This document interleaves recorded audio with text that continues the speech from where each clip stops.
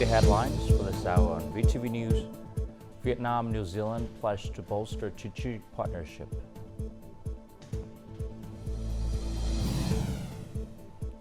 And banks promote credit access efficiency.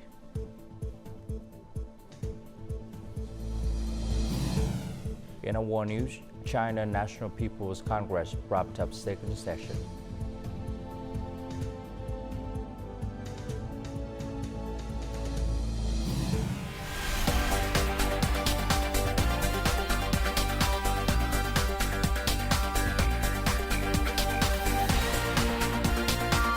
Broadcasting from Hanoi, the capital of Vietnam.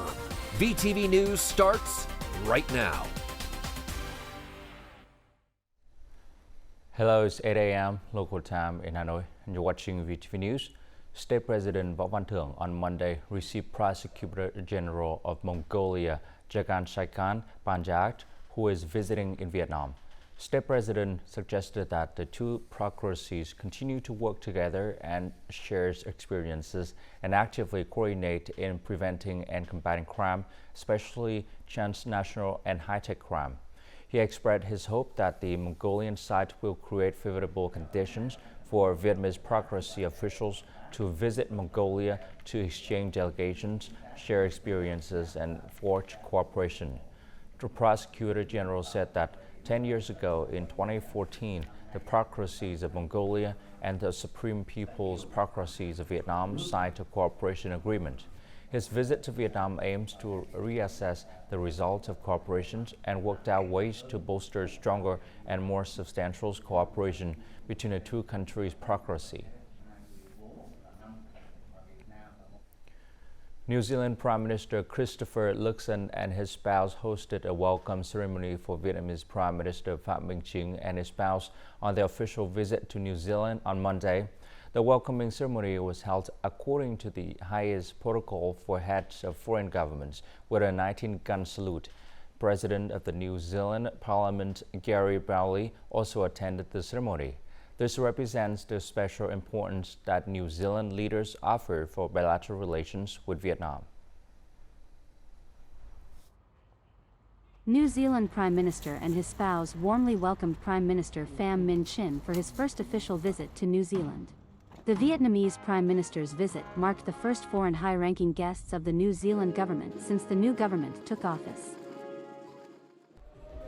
Both leaders expressed satisfaction with the stable and increasingly effective development of their strategic partnership in various aspects, including politics, diplomacy, economy, trade, security, defense, education, training, agriculture, and labor. They especially noted the frequent exchanges of high-ranking delegations and a 60% increase in bilateral trade from 2017 to 2022. During their talks, the leaders identified key directions for enhancing cooperation across multiple areas. They reached a consensus to stabilize and consolidate political and strategic trust, expand cooperation on all key pillars of the strategic partnership, and aim to increase two-way trade turnover to $2 billion this year and $3 billion by 2026. The two prime ministers also agreed to accelerate and make breakthroughs in science and technology cooperation, innovation, green economic development, environment, and emerging technology industries such as artificial intelligence, semiconductor. They also welcomed plans to progress cooperation in the education sector, focusing on institution-to-institution partnerships in the tertiary sector, innovative education models via digital capability tools, and alumni engagement. In addition, the two prime ministers laid emphasis on continued coordination and support for each other at regional and world forums, such as the United Nations, Asia-Europe meeting, and ASEAN-led forums, among others. Regarding the situation in the East Vietnam Sea, both leaders reiterated the significance of ensuring peace, stability, security, safety, and freedom of navigation and aviation in the region, avoiding the threat or use of force, settling disputes peacefully on the basis of international law, especially the 1982 United Nations Convention on the Law of the Sea. Prime Minister Phie and his New Zealand counterpart Christopher Luxon have issued a joint press release on the occasions of the Vietnamese Prime Minister's official visit to New Zealand. Prime Minister Pham Minh Chinh highlighted Vietnam's enduring appreciation for New Zealand's affection and valuable support over nearly 50 years. Notably, New Zealand has consistently provided official development assistance (ODA) to Vietnam, trained hundreds of Vietnamese officers, and supported the country in producing numerous high-value agricultural products through its experts and scientists. We just had a very special, very successful meeting. Both sides are pleased to see that the Vietnam-New Zealand strategic partnership is developing well and effectively, especially in science and technology, innovation, healthcare, education and training. It can be said that there is no limit. We have set out directions for the Vietnam-New Zealand strategic partnership to continue to develop stronger and deeper in the near future. I would like to generalize with 3 pairs of keywords: stabilize and consolidate, strengthen and expand, accelerate and breakthrough. We emphasize the need to form a working group mechanism to promote cooperation of the mentioned fields to bring benefits to the two peoples and two countries. The Prime Minister has summed up our bilateral talks between ourselves and our respective ministers incredibly well. But I just want to say that New Zealand's prosperity and our future security lies within Southeast Asia. And it is certainly one of the most dynamic regions of the world. And within that, Vietnam is a driving force within the region. And so I do want to congratulate the Prime Minister and all of his team on his country's extraordinary economic transformation, with economic growth rates above 5% for the past decade. At the end of the talks, the two prime ministers witnessed the signing of 3 important cooperation documents in the fields of finance, economics, and trade, education, and training between ministries and branches of the two countries. Prime Minister Pham Minh Chinh on March 11 met with Governor General of New Zealand Cindy Kiro in Wellington as part of his ongoing official visit to New Zealand. The Governor General welcomed Prime Minister's visit, which she said would help further the Vietnam-New Zealand strategic partnership. She spoke highly of Vietnam's increasing role regionally and globally, especially in Southeast Asia, and affirmed that New Zealand considers Vietnam an important partner in the region. Prime Minister Pham Minh Chinh briefed his host on the outcome of his March 11 talks with Prime Ministers Christopher Luxon, noting that bilateral relations have developed substantially, particularly following the establishment of the strategic partnership in 2020. He said the two sides still have much room to promote the strategic partnership in accordance with the interests of the two peoples for peace, stability, and development in the region.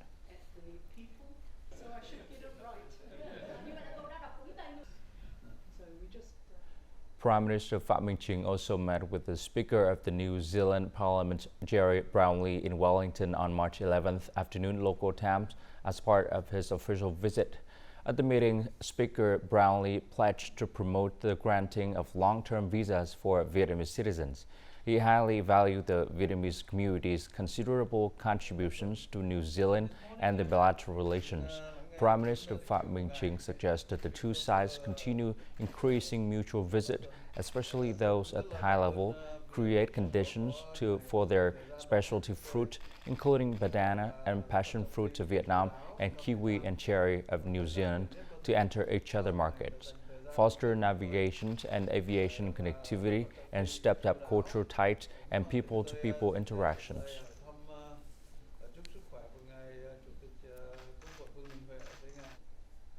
Prime Minister Pham Minh Chinh joined New Zealand businesses in a seminar in Wellington on March 11th to learn about investment cooperation potentials and demand between the two countries.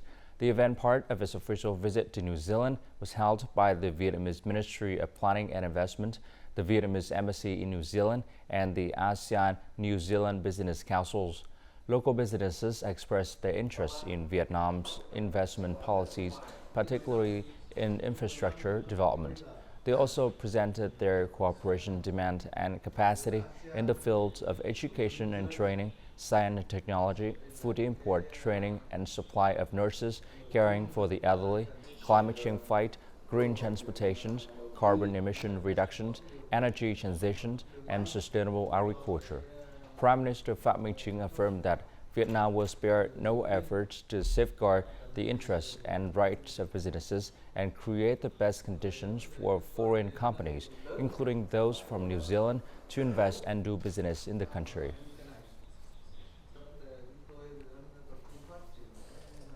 Prime Minister Phạm Minh Chính delivered a policy speech at the Victoria University of Wellington on Monday as part of his official visit to New Zealand.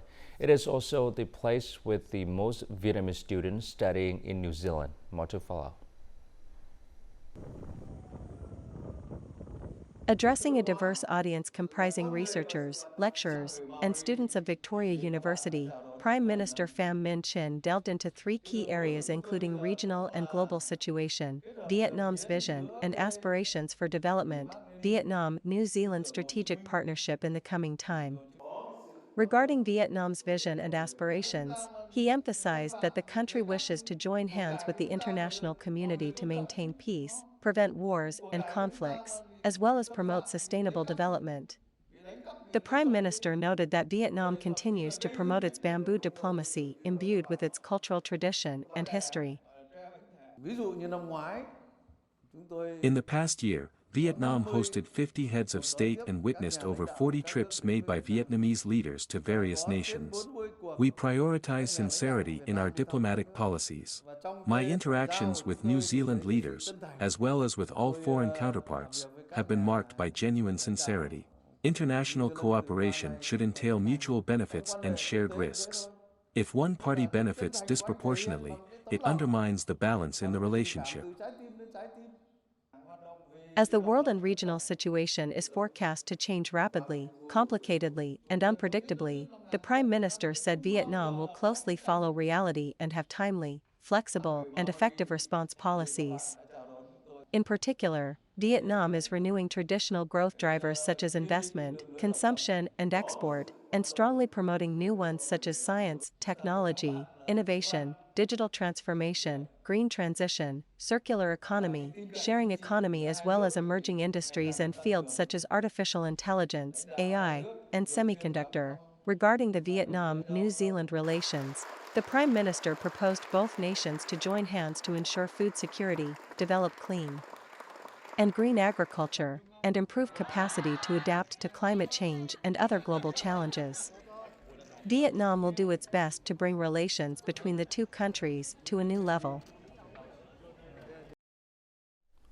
Also on Monday, Prime Minister Phạm Minh Chính extended gratitude to Professor Roberto Rabel, chairman of the New Zealand-Vietnam Friendship Associations, for the association's active organizations of numerous impactful initiatives which have significantly bolstered the bilateral relations between the two nations. Prime Minister Phạm Minh Chính suggested that the association leverage its influence with New Zealand authorities to advocate for more lenient visa policies for Vietnamese nationals and foster greater cooperation in labor matters. Additionally, he urged the associations to persist in facilitating favorable conditions for the 15,000-strong Vietnamese community and to consider formally recognizing them as an ethnic minority within New Zealand's diverse cultural landscape.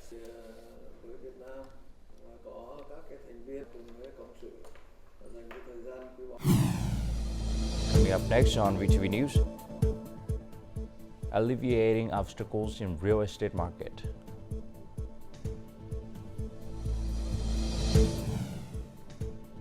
And banks promote credit access efficiency.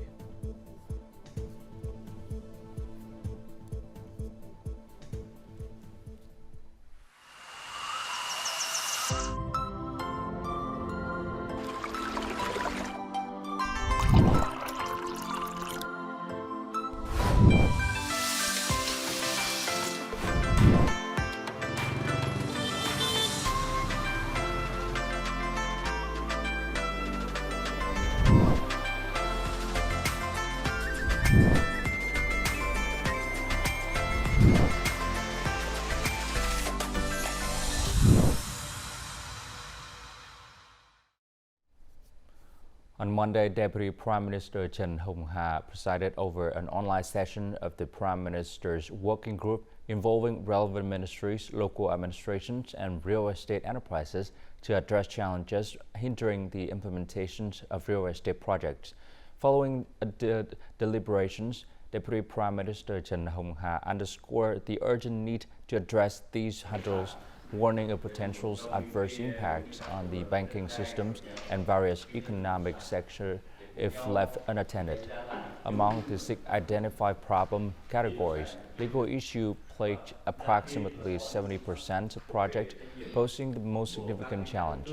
Deputy Prime Minister Trần Hồng Hà urged the State Bank of Vietnam to maintain close oversight and divide strategies to surmount obstacles, emphasizing the importance of facilitating credit access for real estate enterprises.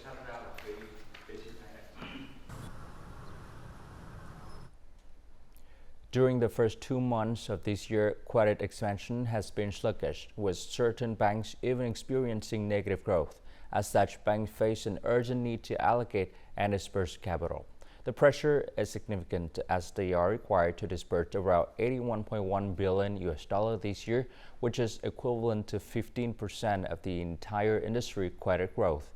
It is crucial to prevent the scenario where banks have exceed cash while businesses suffer from capital shortages. Timber exports surged by over 40% in the first 2 months of the year compared to the corresponding period last year. Numerous enterprises have secured orders for the second quarter. There remains a pressing need for capital to sustain and bolster production reserves. Businesses have applied for medium-term loans in the past 2 years to change their production and expand to new markets, but when completed their orders decreased or even had no orders. The preferential credit package allocated for the forestry and fisheries sector, amounting to 608 million United States dollars, carries an interest rate 2% lower than the average lending rate. It has been fully disbursed within a year.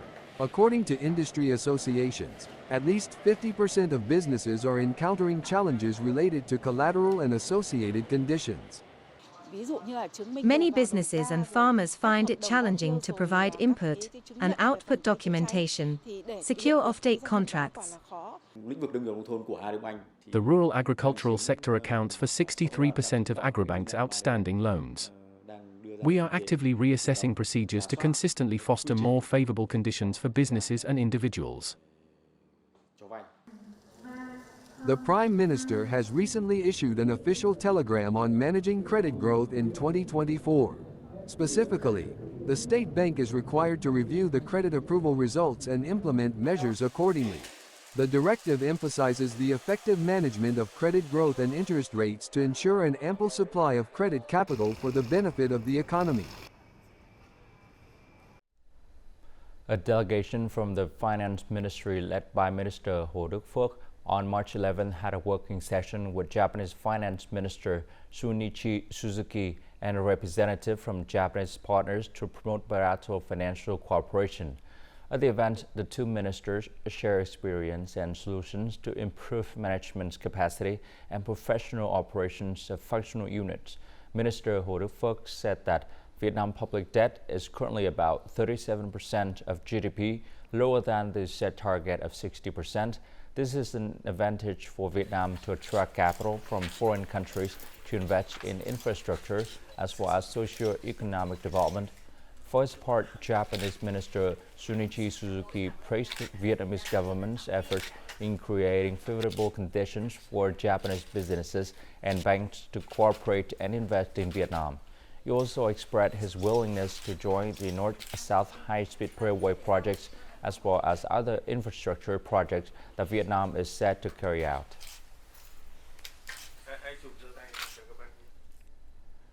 Dien Bien Airport was first built in 1939. Due to its limited capacity, only small aircraft could land at the airport. However, the approval of the government on the construction of the Dien Bien Airport expansion project has upgraded the airport infrastructure. It now can accommodate large and new generations of aircraft, shortening the distance to the farthest northwest province and contributing to boost the regional economy. The capacity of Dien Bien Airport has been expanded to over 500,000 passengers a year. All departure and arrival flights were filled with passengers even on weekdays. After a flight to Ho Chi Minh City, this airline has recently opened a Hanoi Dien Bien flight with only 50 minutes flying. I want to visit the city, but it's very far and my health cannot bear the long road trip. It's now very convenient and fast. The new airport can now accommodate Airbus A320s, A321s. These are the largest fleet in a 5-hour flight route. This upgrade allows us to expand our flight networks to the Northwest region. Dien Bien Airport is considered an important factor to attract domestic and foreign investment for the entire Northwest region. By 2025, it is expected to raise the locality's total social investment capital by $609 million, increase local budget revenue by at least $7 million, and create an additional 8,000 jobs. There is a stable number of passengers going to and departing the province, with the average number of 450 passengers a day. The province aims to promote investment, tourism and trade activities to utilize all our potential advantages. Last year, for the first time, Dien Bien province reached the milestone, welcoming its 1 million visitor, which is an increase of nearly 25% over the same period in 2022. Among 6 northwest border provinces, Dien Bien is the only province that has a commercial airport. As a result, the airport is expected to boost the economy of not only Dien Bien but also neighboring provinces such as Lai Chau and Son La. Coming up next in our world news, China National People's Congress wrapped up second sessions.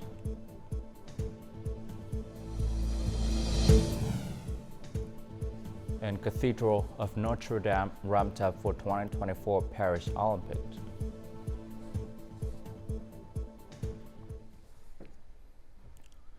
The 14th National People's Congress China National Legislature held the closing meeting of its second session on Monday afternoon. Chinese General Secretary and President Xi Jinping and more than 2,900 National Assembly delegates attended the closing sessions. The focus of the second session includes developing China's new production forces and focusing on core technology industry. Addressing the event, China top legislator Zhao Leji emphasized continuous efforts to promote the great rejuvenation through Chinese modernization. Chinese National Assembly passed 6 draft resolutions, including the resolution on government work report and 1 draft amending the law on organizations of the State Council. Notably, the revived State Council organization law gives more right to the Communist Party of China in executive control, maintaining the power of the party's Central Committee with centralized and unified leadership.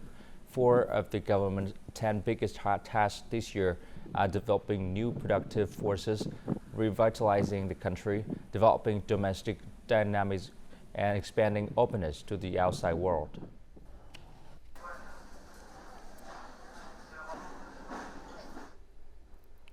Heavy rain causing destructive floods and landslides have affected Indonesia, West Sumatra since Thursday.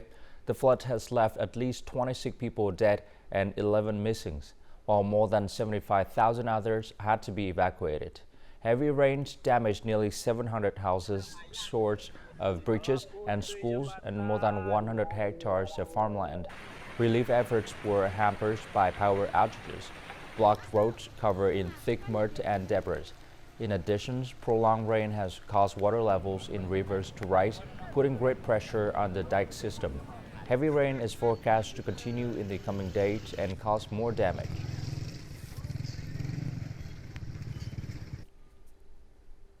European countries have nearly doubled their arms imports between 2019 and 2023 and the preceding 5-year period. This data was released in a new study by the Stockholm International Peace Research Institute. Accordingly, arms import to Europe rose by 94% in the period observed. Ukraine emerged as the largest European arms importer in 2019-2023 and the 4th largest in the world after Russia's special military campaign in 2022. Meanwhile, arms export by the United States, the world's largest arms supplier, rose by 17%. The figure for Russia decreased by 53%. France's arms export grew by 47%, and it moved just ahead of Russia to become the world's second largest arms supplier.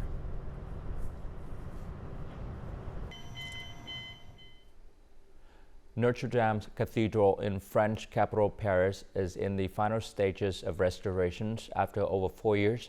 The cathedral is expected to welcome guests at the end of this year. Paris is ramping up its effort to finish renovating the fire-damaged cathedral and its surrounding landscape before the Summer Olympics took place. More to follow. The final solid oak panel to support the cathedral's roof has been placed. The arrow and rooster, the symbols of protection to Paris, continue to stand at a height of 96 meters above the ground. There is a notable difference in the 2024's new bronze rooster inlaid with gold leaves compared to the original rooster placed on the roof of Notre-Dame Cathedral in 1345. I believe many people missed the arrow when it was burned in the fire, but now the rooster and arrow have returned. According to architect Philippe Villeneuve, the chief architect of historical monuments and also the designer of the new rooster, the rooster's wings resemble a flame. This design reminds the reborn of the cathedral from ashes. It's amazing that the craftsmen are able to restore the cathedral to this condition in such a short amount of time. It must have taken a lot of effort and required old techniques to be applied. More than $764 million raised from the public was spent on renovating the cathedral. Additionally, 2,000 people have worked continuously for more than 1,000 days. Up to now, Paris is putting efforts to speed up the restoration process to welcome Olympic visitors to admire the 1,000-year-old cathedral's former glory. And now let's continue with the weather forecast.